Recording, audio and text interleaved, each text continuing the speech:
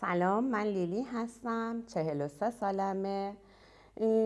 من توی یه خانواده فوق مذهبی به دنیا اومدم و یه خانواده بسته و محدود سنتی، یه خانواده‌ای که مثل تمام خانواده های قدیمی ایرانی نهایت پدر سالاری درشون حکم فرد ما بوده و هیچ کسی یا هیچ جنس مؤنثی قدرت این رو نداشته که ابراز وجود کنه. نمیدونم چی شد که به کتاب خوندن خیلی علاقه‌مند شدم و توی اون علاقه‌مندی مجبور بودم در مقابل پدرم و عموهام، حالا برادرام توی اون موقع خیلی سن کمتری داشتن، وایسم و ازشون این دستور رو بپذیرم که یه زن حق نداره کتاب بخونه به جز کتابای درسی. ولی میگم قلب من نیازمند خوندن و مطالعه کتاب بود. طوری بود که من دزدکی کتاب میخریدم و این برای اون خانواده قابل درک نبود. زنی که دختری که کتاب میخوند توی سن 10 سالگی 11 سالگی که تازه خوندن نوشتن و یاد گرفته بود، تمرد دختر به حساب میومد و این تمرد به هر حال باید از طرف اون خانواده جریمه میشد یا تنبیه میشد. شاید اگر نظر خودم رو میگفتم یا روی تصمیم خودم وای میسادم، قطعاً به ضرب و شتم ختم میشد ماجرا، اما این نبود که ازش کوتاه بیام. یعنی این رو میپذیرفتم که اوکی، من میتونم کتک بیشتری رو بخورم اما لااقل کتابی رو که دوست دارم خونده باشم.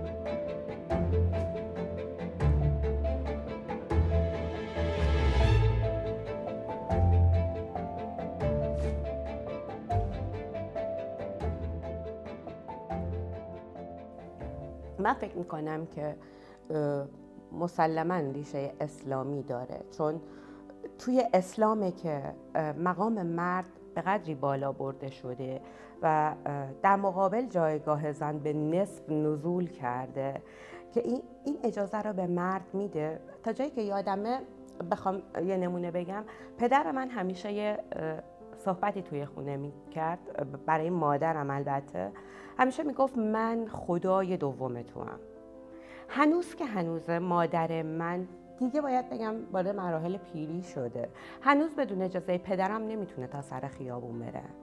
هنوز بدون اجازه پدرم یا بدون حضور پدرم نمیتونه خرید کنه. یاد نگرفته مستقل باشه، چون اینو شنیده که زن مغزش معیوبه، زن ذلیله، زن باید مطیع باشه، وگرنه اون زن نیست، اون نمیتونه، زن خونه نیست لااقل.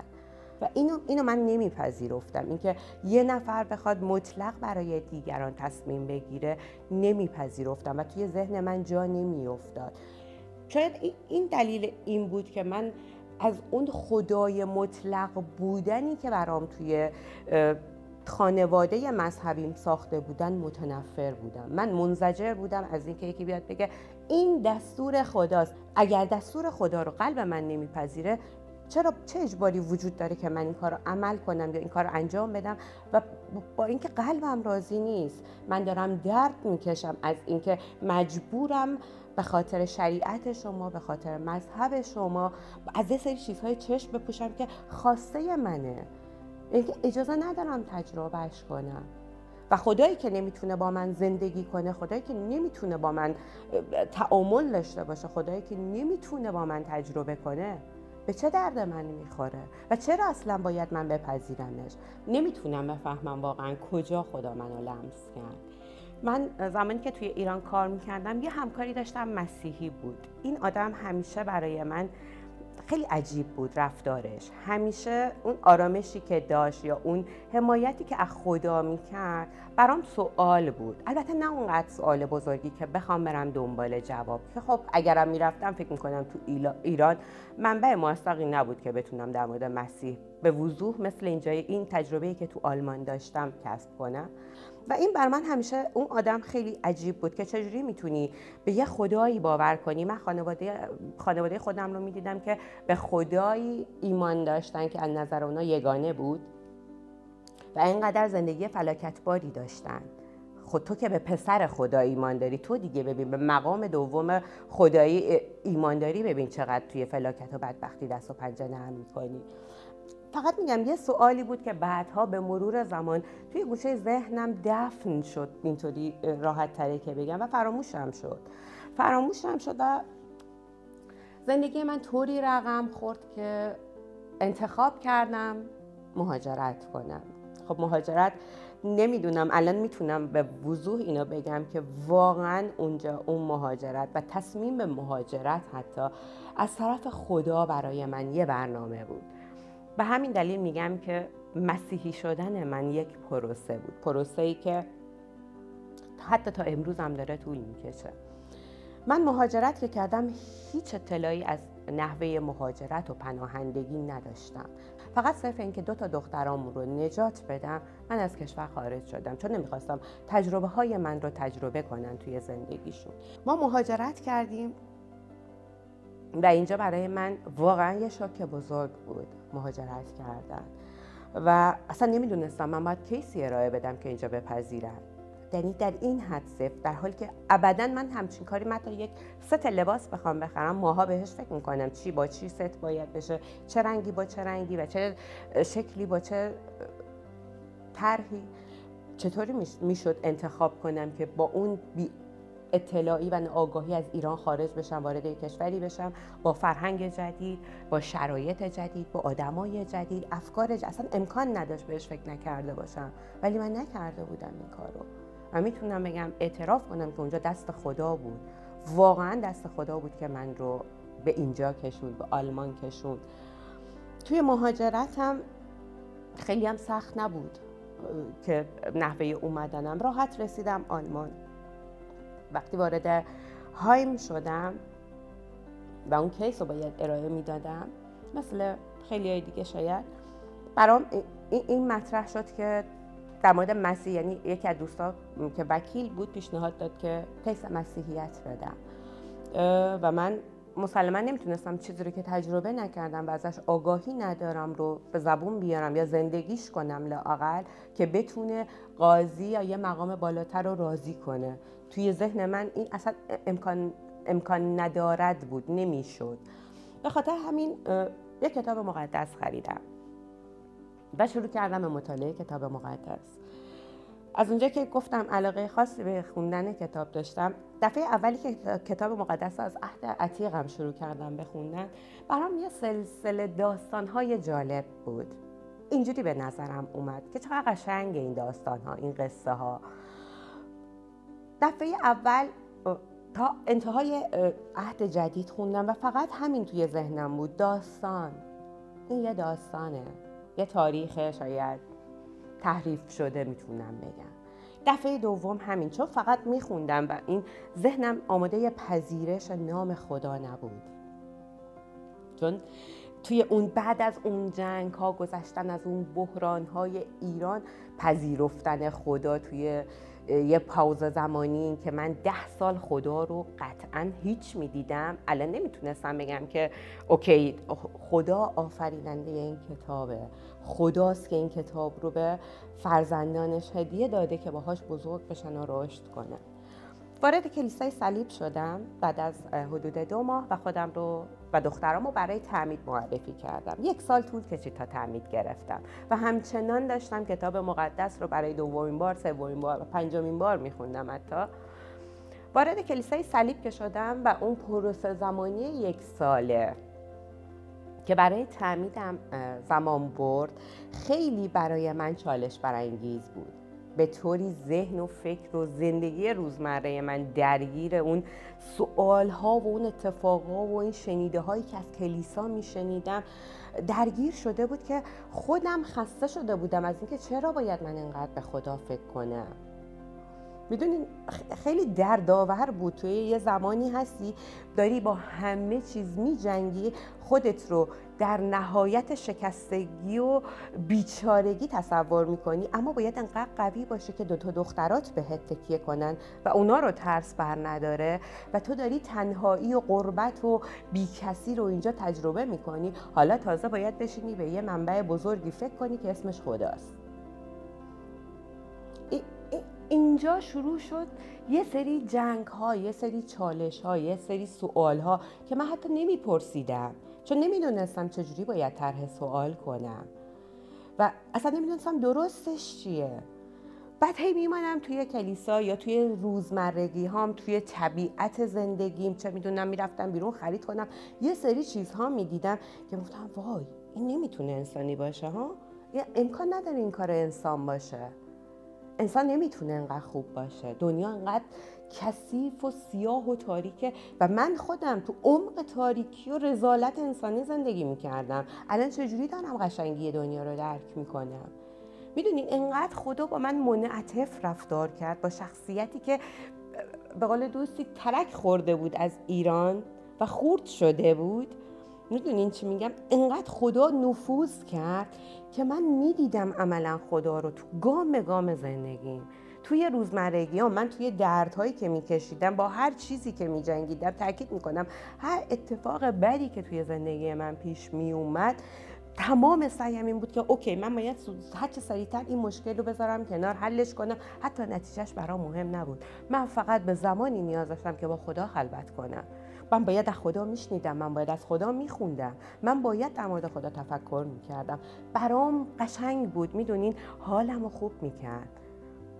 اونم اینو دارم در مورد زنی میگم که سرد و تلخ و مایوس بود. من از زخم‌های گذشته خودم، چیزی رو که به خاطر داشتم، اگر زخمی از زندگی میخوردم از آدم‌های اطرافم تا 10 برابرش رو به دنیا با آدم‌ها بر نمیگردوندم، ثانیه‌ای من از پا نمینشستم. من به قدری پر از خشم و کینه و نفرت بودم که آغوش من بوی مرگ میداد، بوی درد میداد و میدیدم که دخترام دارن اینو تجربه میکنن توی زندگی با من و اون زمان تحسینشون میکردم که اوکی این راه درسته. شما باید در برابر هر آسیبی که میبینین از جامعه برگردین و اون آسیب رو به جامعه برگردونین. این حق شما نیست که زمین بخورین. شما باید بلند شین و به تنهایی پس خودتون و دنیا بر بیان. برام قشنگ بود اون اتفاق. بعد دقیقاً همون اعمال اینجا در مقام یه آدمی که داره خدا رو تازه میشناسه میومد برای من برجسته رذالت معنی میشد که من چجوری میتونستم این باشم، چجوری من انقدر سیاه و تاریک و تلخ بودم، چرا من انقدر انسان گریز بودم، چرا تو دنیای من به جز من و 2 دخترام چیزی وجود نداشت. من از اون بحرانا به جای اینکه عبور کنم افتادم توی یه درد بزرگی که 20 سال از قشنگترین روزای زندگی منو سیاه کرد. من مبتلا به بیماری پانیکاتیک شدم، بیماری ترس از جامعه. من برای خودم یه دنیایی بافته و تافته بودم که نه کسی میتونست از اون عبور کنه. خودم تمایلی داشتم از اون رد بشم. تمام دردهای من توی دلم جا موند.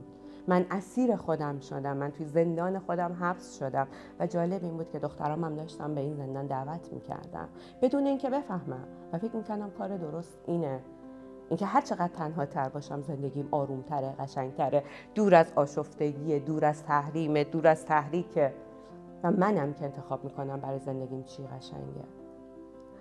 من توی اون 1 سال اول مسیحی شدنم، یا بهتر بگم شناختم از مسیح، کلیسا می اومدم توی این ردیف آخر 3 صندلی آخری با 2 دخترام میشستم بدون هیچ سلام و کلامی. در نهایت خدا حافظ.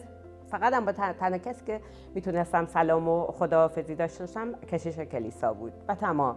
هیچ ارتباطی با هیچ نفر دیگه ای نداشتم. یه جلسه داشتیم 1 ساعته و ایشون گفتن که من باید برای تو حتما امشب توی مراسم دعا کنم و این دعا اتفاق افتاد.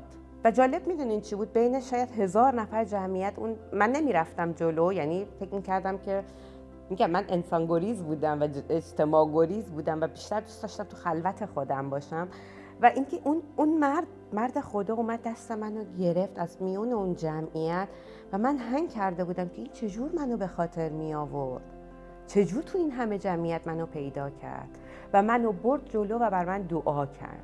و بعد از اون دعا، ببینید بعد از اون دعا من میتونم بگم زندگی من از اونجا به بعد زیر و رو شد. بعد از اون دعا، همیشه میگم قبل از دعا و بعد از دعا، انگار در روح و با تمام وجودم دریافت کردم. من پر شدن روحم اونجا احساس کردم و برام خیلی عجیب بود. چیزی که بعدش تجربه کردم، جلسه دعا که ببین من میتونم بگم که چنان خیلی سخت من گریه میکنم، ولی اون شب چنان گریه‌ای از عمق وجودم کردم که احساس میکردم دردهای 100 ساله از تابوت ته مونده توی قلبم داره بیرون کشیده میشه و نمیفهمیدم چرا، نمیدونستم برای چه دردی دارم گریه میکنم. گریه درد و ضعف و ناراحتی نبود، یه گریه عجیبی بود. هنوزم دیگه بعد از اونم تجربهش نکردم در واقع، فقط میدونستم باید گریه کنم. و بعد از اون گریه که تقریبا یه چیزی شاید حدود 1 ساعت زمان برد که من احساس کردم یه خون جدید وارد رگ‌هام شده. این که میگم جدید، واقعا گرمش تو رگای بدنم، یعنی زیر پوستم یه جهشی رو احساس میکردم که برام جالب بود، تازه بود، ناشناخته بود، ولی دوستش داشتم. میدونین داشت به هم جون میداد انگار. من جمع پذیرفتم و این عجیب بود برای منی که خودم رو میشناختم، خیلی عجیب بود. یعنی الان اگر شما به کسی که من ایران رو میشناخت اینو بگین، باور کنین به شما میخنده که البته چجوری ممکنه لیلی همچی تغییری کرده باشه. میدونین همونجا در ثانیه من تغییر رو پذیرفتم و روم انجام شد و داشت جواب میداد. من داشتم در عمل زندگی میکردم تغییرمو توی کمتر از 1 ساعت. رفته این تغییرات بیشتر شد، بروزتر شد، عجیبتر شد.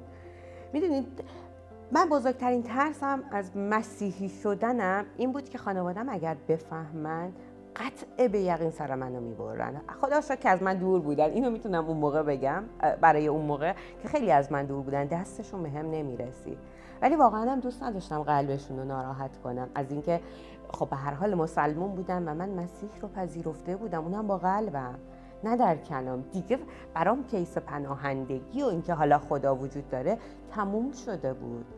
با خودم در صلح و آشتی بودم که من این خدا رو میخوام بدون هیچ چون و چرایی. و تاوانش اگر دوری از خانواده است، تاوانش اگر نداشتن پدر مادرمه، اگر طرد شدگیه، اگر بی‌هویتی ایرانه، میپذیرمش. و دیگه به قدری ولع داشتم، به قدری حریص این تجربه بیشتر و بیشتر با خدا بودم که دیگه هیچ روزمره جز شنیدن از خدا برای خودم نمیخواستم.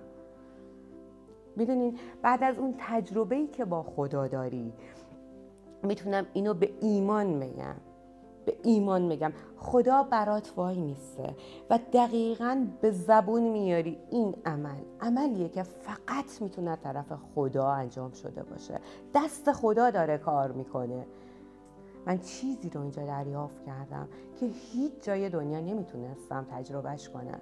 من اینجا با خدا راه رفتم، من اینجا با خدا نشستم و به قول پراده ابی من با خدا چای خوردم. اگه میشه آدم اینو بده، چه نیکویی بهتر از این میتونه تو زندگی وجود داشته باشه؟